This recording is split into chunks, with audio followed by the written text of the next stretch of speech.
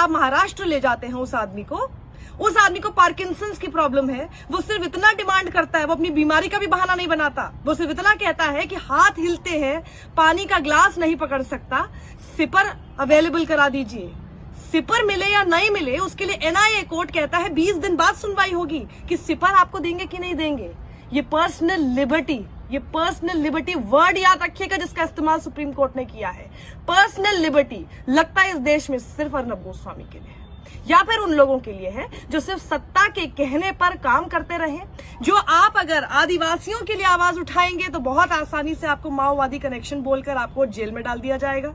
यही तो है स्टैन स्वामी। स्टैन स्वामी कौन है? लगातार पिछले 3 से 4 दशक से वो कम से कम कितने आदिवासियों के हक की लड़ाई लड़ चुके हैं। जिस दिन उन्हें अरेस्ट किया गया, जिस दिन उन्हें पकड़ा गया, उससे 2 दिन पहले उन्होंने ये बात उठाई थी कि आखिर इतने लोगों को नक्सल कह के आप जेल में क्यों बंद कर देते हैं, जबकि उनके खिलाफ आपके पास कोई सबूत नहीं होता है और वो लोग अंडर ट्रायल रहते हैं। स्पीडी ट्रायल उनका होना चाहिए और उनको एक बॉन्ड को भरवा कर, जैसा अर्नब गोस्वामी के साथ किया, बॉन्ड भरवाया ना, वैसे बॉन्ड भराकर क्यों नहीं बाहर आप उसको भेज देते हैं। स्पीडी ट्रायल कीजिए, जो भी हो दोषी उनको आप सजा दीजिए। इतनी सी डिमांड करना बहुत बड़ा ये अपराध हो गया था। उसके ठीक 2 दिन बाद उनको किन किन आधार पर कि भैया आपके कंप्यूटर से ये सामान मिला, किसने डाला कंप्यूटर में सामान, कुछ नहीं पता, कहां से आया नहीं पता। स्टैन स्वामी मना कर रहे हैं मेरा कोई भी किसी के साथ संबंध ही नहीं है। भीमा कोरेगांव तो मैं आज तक गया ही नहीं जिसके चक्कर में आप मुझे पकड़ रहे हैं। कुछ प्रूव नहीं हुआ है, कोई एविडेंस नहीं। इस आदमी के खिलाफ तो सुसाइड नोट था अर्नब गोस्वामी के खिलाफ, जिसमें नाम है अर्नब गोस्वामी का और 2 और लोगों का। उनकी पर्सनल लिबर्टी इतनी इंपॉर्टेंट है इस देश में, और ये आदमी पानी का सिपर तक भी नहीं ले सकता। इसको पानी का सिपर तक भी नहीं दिया जाएगा।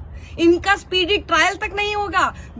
स्पीडी ट्रायल तो दूर की बात है, पानी का सिपर इनको दिया जाए या ना दिया जाए उसके लिए कोर्ट आपको 20 दिन आगे कर देगा। और ये 7 दिन के अंदर अंदर आपको नाम गिनाऊं कौन कौन लोग कितने समय से कोर्ट जो है जेल के अंदर सड़ रहे हैं। उसके बाद उनको अगर छोड़ भी दिया गया है किसी को तो कितने लंबे समय तक, कौन है जिसको सुप्रीम कोर्ट से इतनी जल्दी लिस्टिंग मिल जाती है। इसीलिए सुप्रीम कोर्ट के बार एसोसिएशन के प्रेसिडेंट दुष्यंत दवे ने ये लेटर भी लिखा था। इसका जवाब है किसी के पास? कोर्ट में ही जब ये हियरिंग हो रही थी, जस्टिस चंद्रचूड़ उसको सुन रहे थे, इंदिरा जी उसको सुन रही थी, तब ये सवाल कपिल सिब्बल ने भी रखा था कि कितने केसेस में हमने देखा है कि उनको हियरिंग ही नहीं मिलती है और आगे मामला जो है टरका दिया जाता है। उसके ऊपर कोई जवाब नहीं था सुप्रीम कोर्ट के पास। क्यों नहीं था भाई जवाब? आप सारा का सारा पर्सनल लिबर्टी आप सिर्फ अर्नब गोस्वामी के समय पर याद करेंगे और फिर कहेंगे कि बाकियों के साथ भी नाइंसाफी होगी। वो बाकियों की कब लिस्टिंग होगी? हम अगर कोई भी केस हमारे ऊपर हो जाता है, क्या सुप्रीम कोर्ट इतनी जल्दी लिस्टिंग कर लेगा? वो भी ऐसे कोविड के समय में वर्चुअल हियरिंग चल रही है, कितने सारे इंपॉर्टेंट केसेस है जो अभी तक पेंडिंग चल रहे हैं। अर्नब गोस्वामी को बेल मिलना बहुत इंपॉर्टेंट है। बेल अगर अर्नब गोस्वामी का राइट है तो बेल इस देश में हर किसी का राइट है ना। पर्सनल लिबर्टी के सिर्फ एक आदमी की चलेगी और सिर्फ इसलिए चलेगी कि भैया आप जो काम कर रहे हैं वो सत्ता को बड़ा पसंद है। ये कौन से कनेक्शंस हैं? ये क्या चल रहा है देश में? तो राइट टू इक्वालिटी कहाँ रहा? आर्टिकल 14 का उल्लंघन कर दिया आपने। पर्सनल लिबर्टी की बात करते करते हम लोग आर्टिकल 14 का उल्लंघन करेंगे? मैं आपको सुधा भारद्वाज देख लीजिए, वरवरा राव देख लीजिए, वर्नॉन गोंजाल्विस देख लीजिए, आनंद तेलतुंबडे देख लीजिए, गौतम नवलखा, स्टैन स्वामी, उमर खालिद, ये सब लोग जेल में सड़ रहे हैं। इनकी पर्सनल लिबर्टी के बारे में कोई बात नहीं करेगा क्योंकि ना इनके पास अपना एक फैंसी चैनल है जिसपे बैठ के वो अपना ढोल नगाड़े बजवा सकें, 1000-1500 रुपए दे के भीड़ इकट्ठी कर सकें और फिर दिखा सकें, बड़ी बड़ी बातें हूल दे सकें, सत्ता को ये दिखाने की कोशिश कर सकें, वहां की महाराष्ट्र की कि भैया तुम मेरे से हार गए हो, बड़ा बड़ा नाच गाना कर सकें। ये सब नहीं है ना इनके पास। इनके लिए बोलने के लिए कोई नहीं है ना। ये बेचारे स्टैन स्वामी लोगों की, आदिवासियों की लैंड रिफॉर्म्स पर बात करते रहे। 5th शेड्यूल अभी तक इंप्लीमेंट ठीक से क्यों नहीं हुआ है उसके ऊपर हमेशा सवाल खड़ा करते रहे। लैंड बैंक्स नहीं होने चाहिए, उससे उनका कितना नुकसान होगा इस पर वो बात करते रहे। ये उनकी गलती थी, ये उनकी गलती है ना।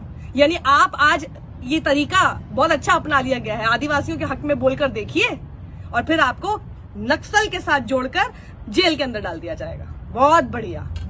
और इनकी पर्सनल लिबर्टीज हमारे देश के सुप्रीम कोर्ट को दिखाई नहीं देती है। बहुत बढ़िया, ताली बजानी चाहिए इस काम के लिए। Thank you so much for showing us कि यहाँ पर not everybody is equal before the law. Thank you so much. बहुत कुछ संविधान की किताबों में पढ़ा था, लेकिन ऐसा लगता है वो सिर्फ पढ़ने लायक ही रह गया है। इम्प्लीमेंटेशन में अब कुछ भी नहीं दिखेगा। हम भी आगे याद रखेंगे अर्नब गोस्वामी की ही तरह, और कितने लोगों पर अब और FIRs होती हैं और कितनी जल्दी सुप्रीम कोर्ट उन पे लिस्टिंग करता है। Let's see, now let's just wait and watch. Everything is in front of us. ये ऐसे नहीं छोड़ा जा सकता है। और आप भी आवाज उठाइए।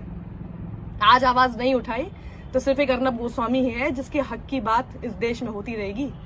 ना आपकी पर्सनल लिबर्टी का कोई ख्याल रखेगा, ना हमारी पर्सनल लिबर्टी का कोई ख्याल रखेगा, ना आपके पिता की, ना आपकी बहन की, ना आपकी माँ की। कुछ भी, कोई भी आपको कभी भी किसी भी मामले में फंसा देगा, सड़ते रहिएगा फिर जेल में। पर्सनल लिबर्टी गई तेल लेने, यही होगा। Unless and until your name is Arnab Goswami, remember that.